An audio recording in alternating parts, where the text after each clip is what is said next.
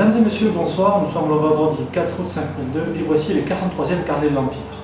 Aujourd'hui, nous évoquerons ensemble le conflit de Stigmata, sauvé in extremis par le prince Alexius Hawkwood. Et ensuite, nous aborderons les prémices de l'accession au trône de notre empereur bien-aimé.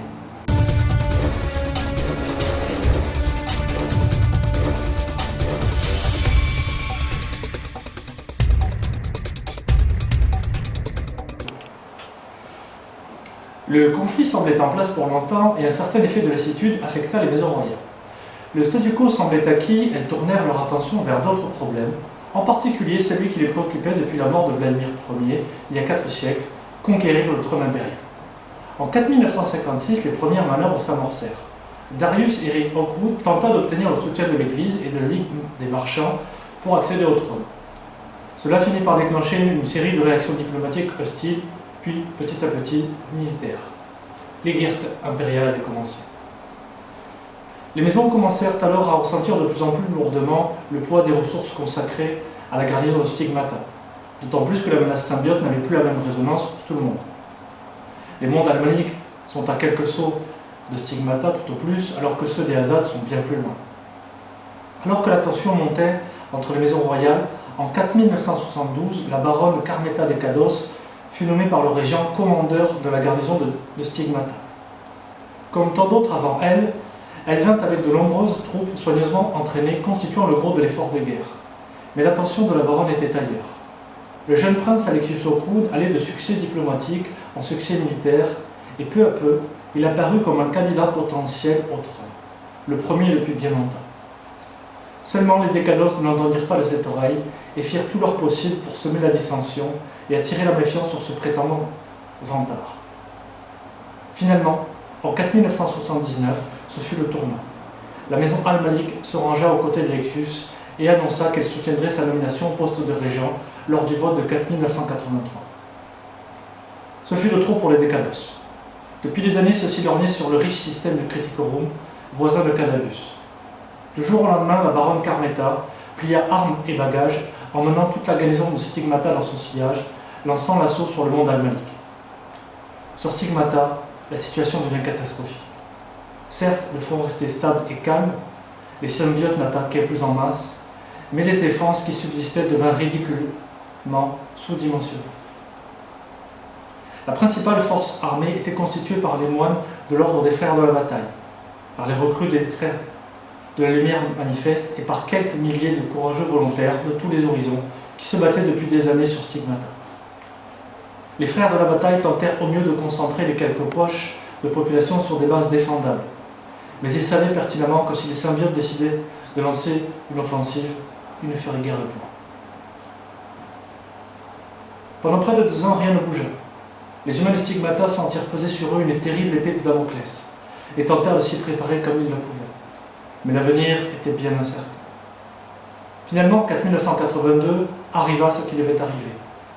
Les symbiotes lancèrent une offensive massive et parfaitement coordonnée. Il était évident que les frères de la bataille qui commandaient les maigres forces encore en place, que rien ne s'était fait au hasard. Les symbiotes savaient que la garnison avait disparu et qu'aucune aide ne viendrait au secours des humains.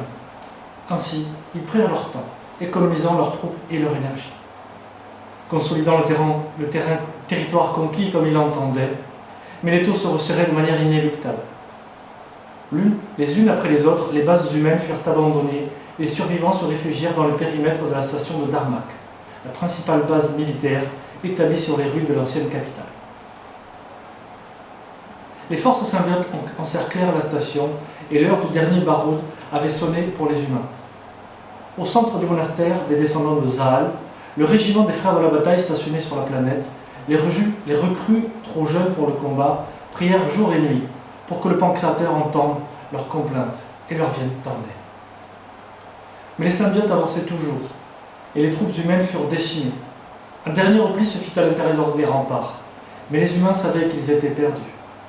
Les frères de la bataille se préparèrent à suicider ceux qui ne voulaient pas mourir aux mains des symbiotes, ou pire encore, être infectés et convertis.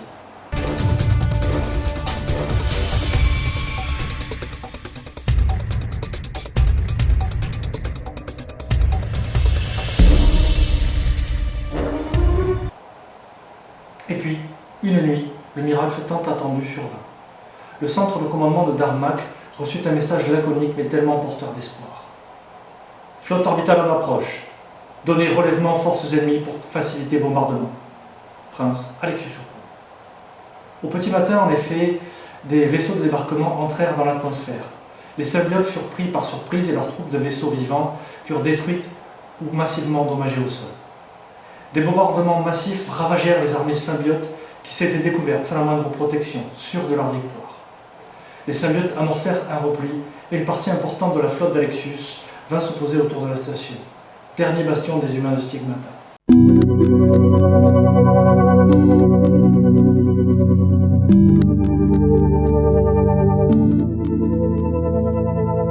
Dans les mois qui suivirent, Alexius prit le commandement des opérations avec le soutien des frères de la bataille. Il mena ses troupes de victoire en victoire, avec à ses côtés la magnifique sœur de la bataille, Théophana Al-Malik. Le front symbiote recula, car il semblait que les pertes subies lors du premier assaut d'Alexius étaient bien lourdes. Mais Alexius sut rester prudent. Il savait qu'il n'avait pas les ressources pour entièrement reprendre la planète et exterminer les symbiotes. Nul ne savait même si cela était encore possible. Et bien qu'il lui en coûtât de l'admettre, Alexius avait d'autres objectifs en tête, briguer la régence et sans doute le trône impérial. Une fois le front stabilisé, Alexius affecta une partie importante de ses troupes pour se substituer à la garnison désertée. Il reprit la route des étoiles, mais laissa derrière lui un monde qui lui serait royal jusqu'à la mort. Les plus valeureux combattants furent anoblis, et Alexius leur octroya des terres. Sur Stigmata, certes, mais c'était bien plus qu'il n'aurait jamais imaginé. Les frères de la bataille eurent le temps de se renforcer, et De Molay envoya des troupes fraîches pour prendre la relève, d'autant plus que l'ordre avait décidé de se jeter dans la bataille pour le trône impérial derrière Alexius. Théophana Al-Malik et le maître des descendants de Zal lui-même suivirent Alexius lors de son départ. Sur Stigmata, la situation a peu évolué depuis. Bien sûr, il y a des accrochages réguliers avec les symbiotes et assez d'histoires horribles pour effrayer tous les enfants des mondes connus pendant des mois, mais aucune offensive massive. Alexius est désormais empereur et il a dû faire face à d'autres dangers, ainsi qu'à des invasions barbares. Au moins depuis ces événements, la garnison de Stigmata n'a plus jamais eu à se plaindre de manquer de moyens.